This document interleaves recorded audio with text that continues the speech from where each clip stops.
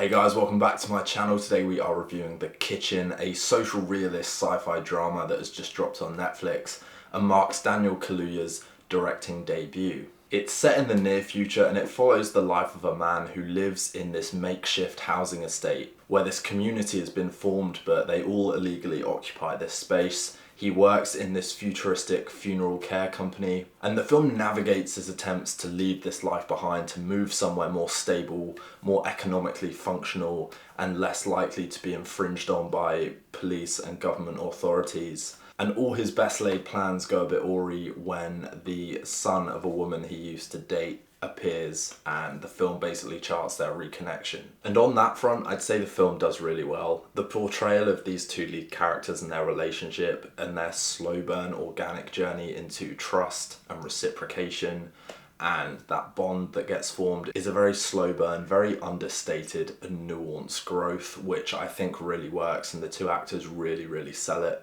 The film isn't bogged down with cliched sentimentality. It doesn't feel like it goes deep into this relationship and their history. A lot of it feels quite surface level and quite simmering without ever being really explored and realised. But that kind of feels like the point. You've got these two characters who are at first unwilling to trust each other but quite keen and curious to know each other, and that makes for some interesting dynamics. So as a drama, I'd say this film is pretty solid. It's pretty generic as well. Nothing you see on screen here feels like it hasn't been done and done better, but it is still perfectly engaging and really well acted, so at no point do you kind of question the authenticity of the narrative. Where The Kitchen struggles is in this contextual backdrop that the story is framed against. Because coming away from this film, I really didn't understand why it felt like it needed to be set in a sci-fi dystopian near future world. Because ultimately the film shows very little interest in exploring this reality, exploring the foundations of this society,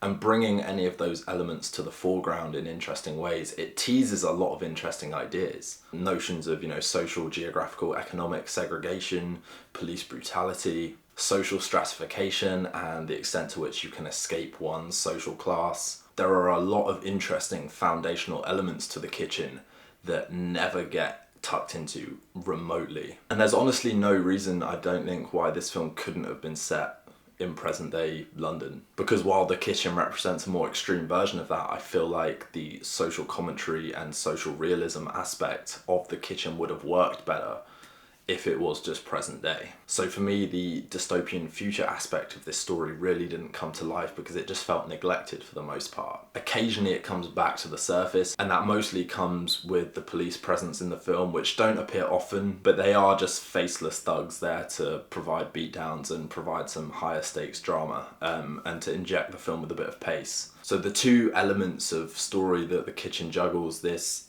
intimate surrogate father-son drama and this social commentary dystopian future, never quite gel. There's definitely two films here, and there's definitely a good film that combines both, but The Kitchen doesn't quite manage it. Because I think that was felt most notably in the ending scene, which didn't feel entirely earned, I think, by the time you get there. The eventual kind of reconciliation and closure between the two characters at the end feels earned, definitely, because the film's mostly been about that. But they try to bring that back to the social context setting of the film and frame their final moments against that kind of police brutality element, which doesn't fully work because the police brutality element doesn't feel fleshed out enough in the film. They do just appear at sporadic moments to provide a bit of drama and a bit of action. So while fitting and appropriate, I don't think the ending landed with the impact that it probably could have. And that is a result of not fleshing out the world we're existing in with this story. I think Daniel Kaluuya making his directorial debut with this film shows real promise. This film isn't bad by any means. It's got some strong performances, it's got some strong ideas, and it should be praised for crafting the story in a way that feels very human and very intimate, and definitely shows that a lot can be done on a small budget. It doesn't look like The Kitchen had a lot of money to play with, but it's also one of those films that I think could have been a lot more.